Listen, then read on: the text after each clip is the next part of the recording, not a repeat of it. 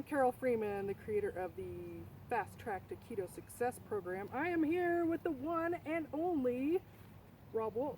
Good to see you. Oh my gosh, I'm so excited to be here. I can't even believe it. We're sitting out here on, what do you call your ranch? The Lazy Lobo Ranch. Lazy Lobo Ranch, Reno, Nevada. It's gorgeous. I had no idea the desert could be so beautiful. Yeah, I mean, if you get some water on it, Yeah. stuff grows every once in a while. Yeah, The land of eternal sunshine and endless possibilities. So, got a little tour of what you got going on here. Some beginnings of some permaculture and animals and plants and chickens and all kinds of cool stuff. So, first off, I want to start though. Will you tell? So, not all of my listeners are going to know who you are. I was really disappointed. I've been here the last 4 days. I'm like, I'm going to meet ROBB WOLF, and they're like, oh, that's cool. I'm like, so, you tell everyone, who are you, Rob? And it's kind of funny because I guess I'm kind of a little bit enigmatic within the keto scene, which is funny in some ways because before I got into paleo, my very first kind of foray into ancestral diets was a ketogenic diet. Okay, so when I was super sick, ulcerative colitis, bad blood lipids and everything, it was actually an Atkins book that I read the very first time. And interestingly, it described all kinds of GI problems and gluten intolerance. Like, it's really amazing what he had figured out even in the 70s. And so went ketotic for literally the first time in my life. I felt amazing. So how long ago was that? That was in 98, 99. Okay. And then... which at that time, you were like bucking the everything. Curve. Yeah. 98, I mean, that's the height of the low-fat craze. Exactly. I mean, the only blip on the radar was maybe the zone, and if you really dig into the zone, what Barry Sears had talked about is once you get lean and you need to start adding some more calories to the diet, he recommended fats, mainly monounsaturated fats, and if you really dug into that, what Barry Sears was recommending was for people to basically have about a 60 to 70% fat diet. Okay.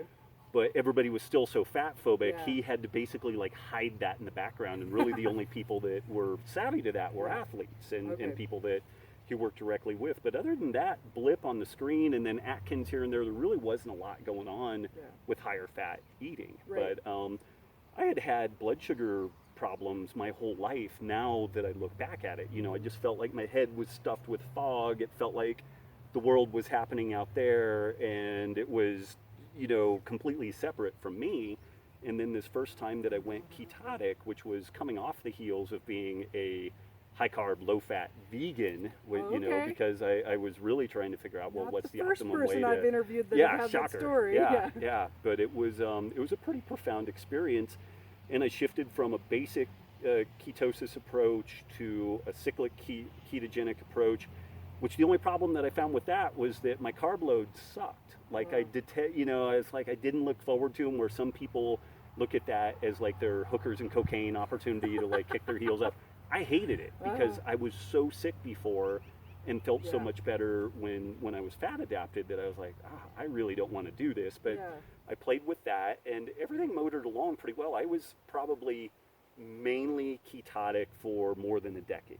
And started ramping up my training with CrossFit. Prior to that, I did some gymnastics and some Olympic lifting, a little bit of short duration sprinting, and a ketogenic diet or a cyclic ketogenic diet worked great for that. But when I started getting into CrossFit in this really, really glycogen demanding sport, I just found some problems with it. Like it wasn't really fueling that degree of activity. But then I noticed if I put in enough carbs to fuel that degree of activity, then I started getting back on the carb roller coaster again. And so, and then we opened, I helped to co-found the first and fourth CrossFit affiliate gyms in the world. And, worked with CrossFit for a number of years. And I found that this low carb approach worked really well for leaning people out for at least a period of time. And then oftentimes they reached a point where reintroduction of some carbs tended to work pretty well for them. And most people worked better for them than what it worked for me. Like they didn't end up in these carb roller coasters. They felt better. We didn't get any of that kind of adrenal fatigue kind of burnout deal, which that's a whole interesting mixed bag that I think people will ascribe a lot of that to maybe not having adequate carbs in the diet, but there's also a reality that CrossFit, when programmed in a neurotic, crazy way will beat you down and destroy you Yeah. regardless of what you're eating. Yeah, So yeah. it really becomes questionable whether or not it was the dietary intervention that was causing these problems and, just too much volume and intensity. But I've been mucking around with low carb ketogenic diets for almost 20 years now. Okay. Yeah. You're most well known now, though, for your involvement in the paleo community, right? Yeah. Okay. And you are a speaker, you're a writer, prolific blogger, and you've got a book coming out. I have a new book coming out called Wired to Eat, and that is looking at the neuroregulation of appetite. It's still really heavy in this evolutionary biology story, but instead of starting it from this first principles of hunter-gatherers and that whole story, still looking at this discordance idea of the way that our genetics were kind of forged in the natural environment, and then how different things are with regards to sleep and food and exercise, and particularly the all these things work synergistically to derail our neuroregulation of appetite. Like we have some goats back here, and these guys, if you give them the natural food that they eat, which are grasses and hedges and even some more brambly type stuff, they'll eat a lot, but they hit a certain satiety point and they're done. We will give them a little bit of grain as kind of a treat occasionally, but you have to really meter that out. Yeah. Those guys will eat it until they die. And so and this is something that Matt Wallon pointed out to me, that it's really important to keep in mind when thinking about natural diets. A change in an organism's dietary approach can be good, bad, or indifferent. Okay. And so it's really important to remember that. And good or bad can mean different things. Like if, from a biological perspective, if it makes an organism super reproductive in its youth, then that may be beneficial, even if it kills it earlier in its relative old age. So there's relative trade-offs to that. But really easily with these guys, we can show a way where they can bypass the neuroregulation of appetite with processed foods, and it can kill them, like literally in a day. Or both in goats and in some other animals like donkeys, you see, and actually all these herbivorous animals, you can see hyperinsulinemia becoming a problem because people are overfeeding them these refined carbohydrate treats. Like they're wired up to eat this type of stuff, and they go through cellulosic fermentation, which, funny enough, produces short-chain fatty acids. Okay. These guys aren't subsisting off of carbohydrate per se. Right. They're actually fat-fueled. And then when we feed them a really dense carbohydrate source, we're actually washing them with a macronutrient that they're really not evolved to eat all that much of, and we're giving them boatloads of it. So you're giving the example, if you overfed them grain in a day, they could die from it. If only. So the problem, I think, with recognizing in our population at large why carbohydrate overconsumption is such a problem is that it takes decades, maybe For even humans, half a life, to die from it. Right. If we could die in one day of overeating carbohydrates, maybe people would open up their eyes a little bit more of like, maybe this isn't so good for us. Right, but we're omnivores, and so we can get by on a lot of different stuff, and even the most horrific eating approaches, people can survive on it a long time. So we're really remarkably resilient, which is good in some ways, but it's also bad in some ways, to your point, because it's kind of like the frog boiling in the water. You could be really far down the path to, say, like type 2 diabetes and metabolic derangement, and there's all kinds of signs and symptoms that occur decades in advance of that, but we're really not looking at that stuff in a good way yet. And then suddenly one day the person shows up in the doctor's office and they get the diagnosis of type 2 diabetes, and there's all this drama and oh gee whiz, but we saw this coming ages in advance. So we're easy to identify biomarkers that would have told us, hey, we're becoming insulin resistant, dyslipidemic, high blood pressure, all the metabolic changes that go along with that. But it happens in a way where we can still keep going to school and being parents and working our jobs, even though we're eating ourselves into an early grave. Yeah, right. So I'm curious, so what's your story before 1998? Like what got you interested in nutrition and health and Oh man, you're from California, right? I'm from Northern California. Both of my parents were pretty sick growing up. So looking back, I now understand that both parents were type 2 diabetic. They were diagnosed with that later, but I'm pretty sure just about my whole life they were diabetic. Almost certainly my mom was gestationally diabetic. My mom had a couple of different autoimmune diseases which got worse over the course of time. But I had always kind of assumed that if you exercised and ate better than a cockroach, that you could probably, have some better health. So I was always interested in human performance. I was a California state powerlifting champion at one time, really interested in this stuff, and it just fiddled with as many ways of eating as I could figure out. And so, were you vegan when you were powerlifting? No, and that's actually that's a really potentially a fascinating story. So I was eating kind of a high carb, high protein bodybuilder type diet, which allowed me to get pretty big and strong. But interestingly, I was always pretty doughy through the midsection, and I would have these carbohydrate like blood sugar crashes like crazy. As I was wrapping up one meal, I was thinking about the next meal because it was almost like an emphysemic needing an oxygen bottle. Like I would get crazy hungry if I didn't eat on a really regimented schedule. But this was right when the 4 food groups were ditched and the food pyramid came in, and that was more carbs, lower fat, and being a counterculture oriented youth, I was like, okay, that makes sense. Anything that's not traditional Americana type stuff, there's got to be something beneficial to that. And also, academia and the media were saying that this was a good thing generally to do. So it was kind of a stepwise deal where I was eating about 4,000 calories a day to support my powerlifting activities. And that was kind of a mixed American diet, high carb, lowish fat, but lots of protein, lots of animal products.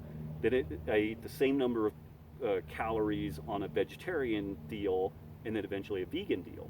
But I ended up getting some GI problems, which is probably gluten intolerance, some ulcerative colitis that was so bad that even though I was eating 4,000 calories a day, right now I'm about 170, 175 pounds. I had malabsorption so severe that I was 130 pounds. Oh, wow. And that's when I finally was like, okay, there's something seriously wrong here. Like the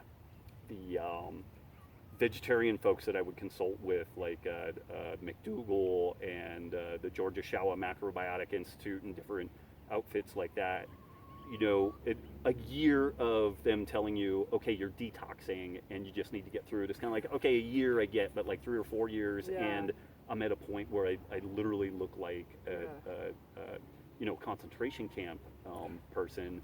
I finally was like, okay, there's something wrong here, and I had to start looking at some other options. I had the same spectrum of standard American diet, discovering Power of Healing nutrition and whole foods, but then moving into vegetarian. And about 98 was probably my peak of my veganism, and then raw foodist, and I started getting sick very, very quickly as well, anemia and stuff. And my naturopath at that time was like, you might have to eat some red meat. No. Finally, I learned to listen to what I really needed. It's funny. Some people, when they shift from vegan to meat eating, they have some problems. My first meal was like a rack of ribs, and I ate all of it and was like, oh my God, I feel so good. It was like that and a salad and like some watermelon or something like that. And it was pretty crazy. Your body's like, finally some nutrients. Yeah, probably the first meal that I had really absorbed anything out of in a couple of years. Yeah. Well, and I think I've talked to people that are vegetarian or transitioning, and they have this concept that like meat is really hard to digest. But it turns out that for most people it's much easier than this grains. Absolutely.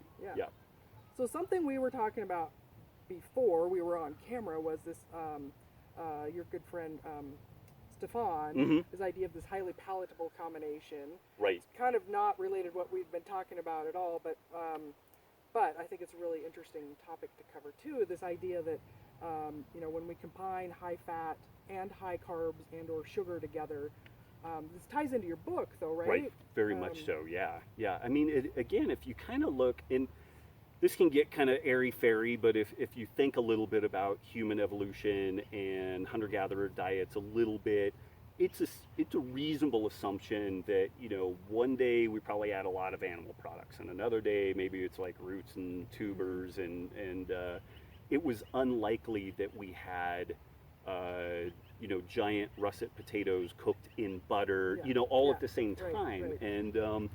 And we talked a little bit, you know, it's like toast by itself. Yeah. It's okay. Butter by itself, it's okay. You Yeah. put some butter on toast and get it browned up really nice, and Yeah. you get that crunchy mouthfeel. You've got an entirely different Right. animal there. And Well, and you compare how much you could eat of each of those individually. right? exactly. How many pieces of buttered toast can you eat Yeah. compared to just bread or just or butter? you know, baked potato or butter versus slicing the potato thinly, cooking it in butter and salting it, you and know. putting cheese in there for Right, the Hasselbeck potato, right. Yeah. And in my book, I actually mention an example. Oh gosh, I'm blanking on the guy's name. Man versus Food. He does these eating challenges, and one of them was this kitchen sink ice cream challenge, where he has to eat 6 or 8 pounds of ice cream in a sundae, and there's a set amount of time. And he gets in and starts eating this thing. He's motoring along pretty well, and he gets about 2 pounds in, and you can see him visibly turn green. He's just like really bogging down. And what he does is kind of crazy. He asks the waitress to get him some extra salty, extra crunchy French fries. Okay. Now, from the standard dietetics model of if your belly's full, then you're all done, and you know, all this stuff, but it's bullshit. And he shows that it's bullshit because he's already eating 8 pounds of ice cream. So you would think adding anything else in his mouth would be a problem. But he starts nibbling on these extra salty, extra crunchy French fries, which are as flavor and texture different as you could possibly imagine from the ice cream, and he's able to finish the challenge by supplementing that. Oh my gosh, I love that. And so we basically eat like professional eaters. Yeah.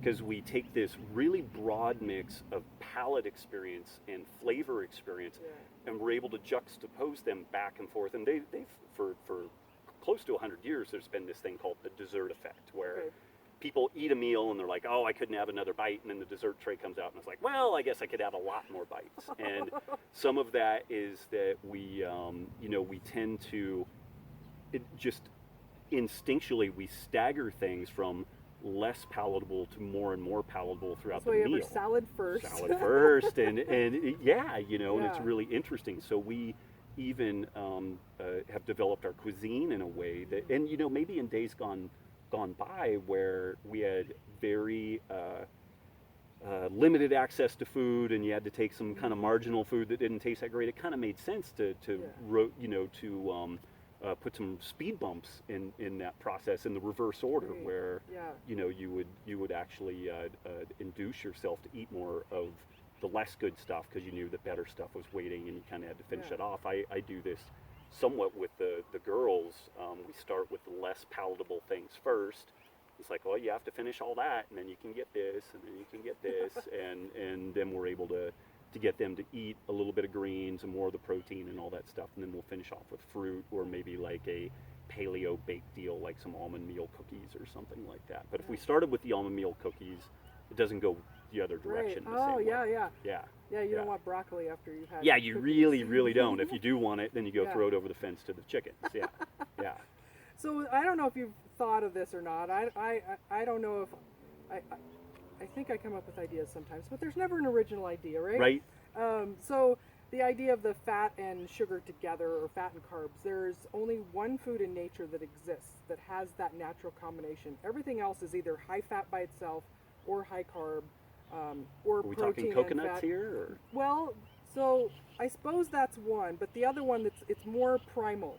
Okay. It's more beginning of life. Okay, milk. Mother's milk, right? Yeah, That's the only thing. So I think of that, the reason that we have that part of our brain that loves that is to get us to grow as an infant. Right. We get that first food, and the kitty got a critter. Oh, nice. That we get that first food, and we're trained biologically to consume as absolute much as we can and override. And that's why babies get that milk drunk look after they're done nursing, is because they actually get that huge, you know, the reward center of their brain is really lit up from that. Well, and that's one of my answers to people when they're like, can I have dairy? And I ask them, what's dairy really good for? Kind of look at me, and I'm like, it's really good at taking small mammals and making them into large mammals. And they're like, okay. And I'm like, if you want to be a large mammal, knock yourself out, you know. And granted, there's caveats to that, like hard cheeses, and you know, and that's an interesting deal, is like a hard cheese or just butter. tends to maybe be less palate stimulating than, say, like milk or even like a yogurt, and particularly yogurt that's got some fruit flavoring in it and a little bit of sugar and whatnot. A ton of sugar. Yeah. Well, and that's, for a lot of people on a ketogenic diet, they'll eat a lot of dairy, but they cut out the ones that have the sugar and the dairy fat together. So not milk, but, heavy cream that has almost no carbs in it, or, the hard cheeses and things like that. And that's why that fits a little bit better than because you're not consuming all of them together. But you're still getting some of those casomorphine compounds that light up your brain anyway. Absolutely, yeah. And I think that's an interesting thing that we would be lying if we didn't say that like a low-fat vegan type approach doesn't work for some people. Yeah. But what are they doing? They're limiting palate options. And then the other side of the spectrum, perhaps arbitrarily, but we'll just say it this way, is this ketogenic approach, which also is kind of limiting palate options. Any dietary approach that limits palate options works better than the American Dietetics Association recommendation of moderation. Isn't that Stefan's idea or concept? I remember very reading much that so, on yeah, his book. yeah. And I talk at length about that in my book as well. Like when you compare head to head the dietetic recommendations versus any other approach, which limits palate options to some degree, the other dietary approaches crush the ADA recommendations, and it's kind of fascinating because the one thing that the ADA says is disordered eating is limiting palate options. Oh my gosh! So the scientific consensus from our most of our nutrition science representatives is guaranteeing failure for the vast majority of people, regardless if you're high carb or low fat or what have you. There's kind of a reality wherever you want to play out on that thing. There is a reality that if you're not limiting palate options to some degree, it's going to be very, very difficult to succeed. And I see that when anybody adopts any new dietary approach, in the beginning they don't know about all the almond meal cookies and things like that, and so they're really limited, and so usually in the beginning they end up with a lot more weight loss, and then as soon as they start to look up all the Pinterest recipes and come up with all this crazy stuff, they're like, wait, why did I gain some weight back? Because they started creating their own highly palatable combo foods to increase calories and overcome that natural satiety. So it happens out there. We were talking about it before then. That happens with people on a ketogenic diet as they start trying to recreate these, things that stimulate their palate, like fat bombs and cookies and cakes and things like that. And then they're wondering, like, wait, why is it not working anymore for me? Right. Yeah. And the Keto Gains guys are really pretty phenomenal. Because there's still some drama in keto land where some people will claim that so long as insulin is suppressed, that you can't gain weight. And these Keto Gain guys are pretty interesting. They really, they still, you've got to induce some sort of a caloric deficit. What is Lewis's phrase about, like, it's you're on a diet, not a food buffet? I can't remember. He's got this great something phrase. like that. It's like, it's not supposed to be this joyous eating adventure. It's supposed to be, you're supposed to do it because of the goals you have and the health transformation, not because you want to feed your palate. Yeah, and that's hard for people to adopt then. Well, and the same centers of the brain that deal with food are the same ones that deal with sex and reproduction and addiction. And these are survival elements of the brain. These are the things that make us exist as a species. And so these drives are really, really powerful, and they, again, using this kind of evolutionary biology framework, they developed within some certain parameters, and we were always looking for that thing that was a little better, the honey tree or the berries or the super fatty piece of meat, and there was some great survival advantage in that. But now we can literally, like, I can work from home, never really leave my desk. I could probably even set up my workstation where I'm like pooping in my chair and have meals delivered to my front door. So where I was biologically wired to move about 7 to 10 miles a day and have sun on my skin and physical interaction with the environment and other people, and have maybe a certain parameter of food experience, now I can bypass all of that. I can be asleep during the day, awake at night, blue light in my eyes at a time when I shouldn't be awake, I can have meals delivered. I don't have to expend any activity. I can totally screw up my gut microbiome. And so it's super easy to really screw all this stuff up. And I do make the point, though, that from a biological perspective, if you live in this modern environment and you are not fat, sick, diabetic, and broken, you're kind of screwing up in a way. Oh. Like, you should be eating everything that's not nailed down, and then you should lay down and sleep. Like, you know, I mean, that's what you should do. That's what kept our ancestors alive and made them successful. So it should, understanding this neuroregulation of appetite should remove all the emotionality behind this stuff. It should not be surprising at all that you want to eat all the cookies and all the ice cream and you know, everything that's not nailed down, because that's what kept us here as a species, is seeking out these more palatable foods. And then, though you can acknowledge that, but then there's still the hard work of just deciding, what am I going to do now? So finding the structure that fits your life, that you can impose those restrictions. Like you said, you've got to have, you know, whatever those restrictions are, a livable Nature way. gave us lane lines before, and because of our technology and culture, we removed those lane lines, and we can just do anything that we want, and anything that we want can be really injurious to us. And so it's not disordered eating to set up some guidelines for you to follow, you know. Saving money is not an instinctual process. Like, money is this really weird deal, and shopping and spending actually hits some of those same survival centers of the brain and has an addictive quality to it. You have to teach people about, you know, if you spend more than you make, then you're going to end up in financial problems. And it takes discipline and lane lines for people to figure that stuff out. And why that's not necessarily an emotionally charged topic or disordered, whereas food is just fascinating to me. But again, if we divorce this stuff from the underlying evolutionary biology, then it's a parts and pieces approach, and all kinds of weird morality and ideas kind of pop up. Whereas I think if we get this bigger kind of picture using nature as an informant about what's kind of normal, and then retro-engineer the process, then that's really helpful. And not to diverge too far, but it's interesting to me that a number of the people who are the best thinkers in this kind of low-carb keto space are engineers.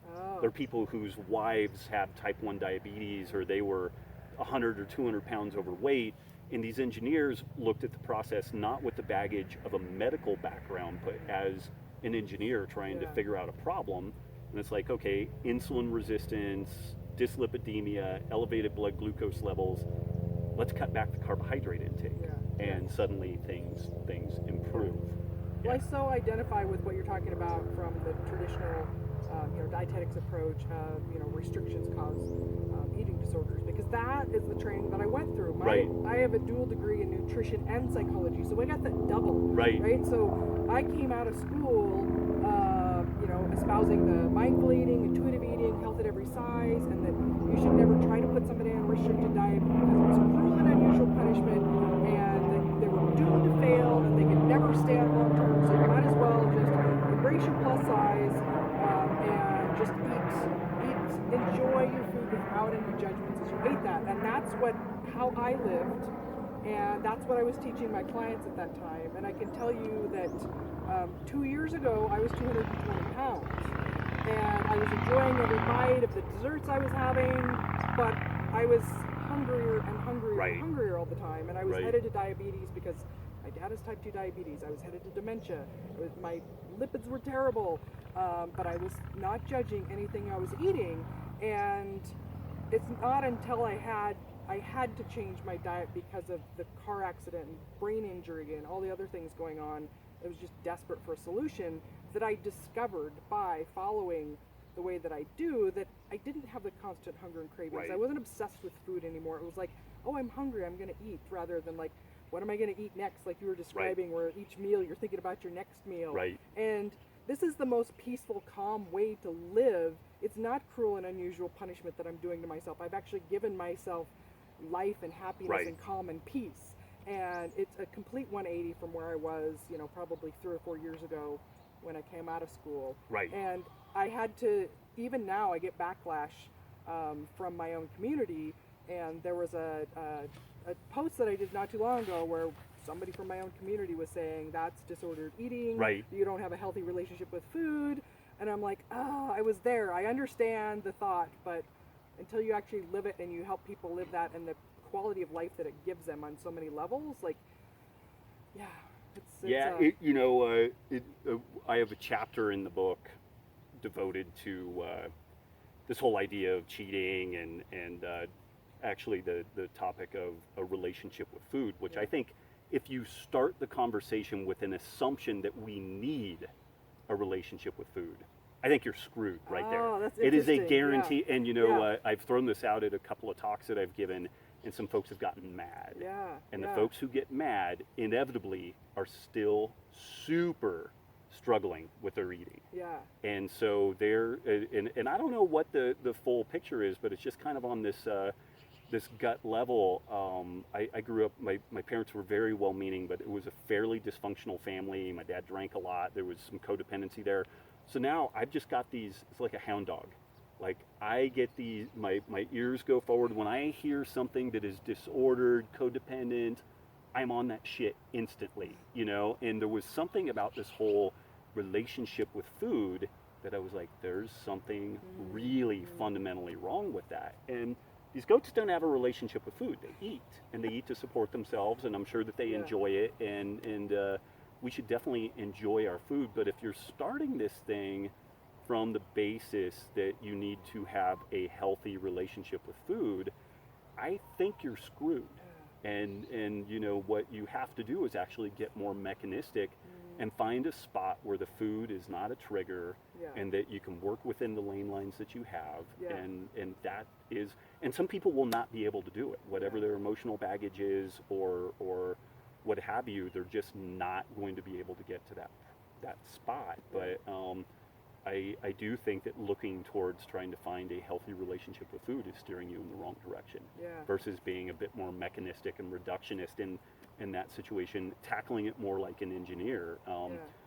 Bridges have been built essentially the same way since Roman times. It's like concrete and rebar and triangles work great. Balsa wood and hexagons don't. And when we have some sort of breakdown in the neuroregulation of appetite, we really need to find foods that are not hitting that hyper palatable element within the brain. And the interesting thing is that ketogenic diets have been shown to fix some of the disordered or broken wiring in the hypothalamic HPTA axis that's dealing with metabolism and hunger. It seems to reset it in a pretty interesting way. And so even if somebody doesn't necessarily eat a ketogenic diet for life, it may be similar to dealing with a traumatic brain injury, where it may be necessary to do that to get a new baseline. What I've seen is that people end up having, their carb tolerance level tends to go up over time, and they can still maintain that state of just feeling optimal and really good, and have a higher carb intake, and move more towards the paleo type carbs in their diet. Well, is there anything else that you were hoping I was going to ask you? I mean, we could probably talk for days, but no, you covered a lot of stuff. Just super excited you could make it to Reno and come check out the Lazy Lobo Ranch. This is so great. I'm so honored to be here sitting with you and talking with you. And you got me at the good time of year too. In November, this isn't as good of an interview out here unless we're in mucklucks. One of the 4 days of rain that you get and wind. Well, it's funny. We go from not super hot, but reasonably warm, and then it snows. And then the sun comes out, so I mean, it's not terrible, but it gets cold. So Well, I'll be back in October again. So. Okay, it won't be snowing yet, but Well, let's see. I stole this question from Dave Asprey on one of his podcasts. So, if you knew it was your last day on Earth, what would be your last meal? Soup of some kind. Soup, okay. I just like soup. Okay. And it doesn't even hardly matter what type of soup. Like, I love cioppino, I love pho. When I go to the pho place, I usually do double meat, half the noodles, and then I don't even eat all that many of the noodles unless it's after a Brazilian Jiu-Jitsu session. Chicken soup, like caldo de pollo. I go to some of the Mexican places, but I just love soup. So it would be some type of soup. Salty, brothy. Yeah, something like that. Man, I love soup. Awesome. This is the first one this response. That's Yeah. great. Well, again, thank you so much for My letting me pleasure. sit down and chat with you. This has been so great and so many great topics. I am so excited for your book. I can't wait. Releasing, well, March, April of 2017. I'm in Okay. the final editing process, Okay. and similar to wrapping up a graduate degree, I'm totally sick of it. I don't want to do anything else with it, but it's like you it's gotta almost keep done, going. so you just got to keep finish going. it up. Yeah. But it's funny. A book writing, the process of writing a book is interesting because you get so immersed in the topic that at some point you just get sick of it. And then also I had to draw some boundary around what I Yeah. was going to include on the research, and so then my day-to-day reading and staying up on stuff, like I end up 6 months or a year behind Oh, okay. because I just can't look at anything else because it's Yeah. like, oh, I can't go back and redo that section. Oh, At some yeah, point things yeah. just kind of have to be what they are. Yeah. So I can imagine the rabbit holes you start going down. oh, it's Yeah, crazy, yeah. and you just can't, at some point you Yeah. just have to put a sign that says done on it. So I'll be really glad when it's wrapped up. But I'm Nice. pretty excited. Yeah, I wasn't sure if I would do a second book, but maybe 3 years ago I started organizing some references, and then over the course of time, just this idea of the neuroregulation of appetite, and really trying to figure out how to de-emotionalize this difficulty around changing food. Like that Yeah, was my yeah. big motivator. Like, is there a way that we could engage people so that they understood why this change is hard, and then give them the tools to be able to Yeah. move forward? Yeah. I'm pretty excited about that. I That's think that great. we're pretty on point with that, but we'll see. Good. Yeah. Well, excellent. Well, thank you for everyone for watching. If you like this video, give us a thumbs up. Absolutely. Subscribe if you want to see some more, and we'll see you next time.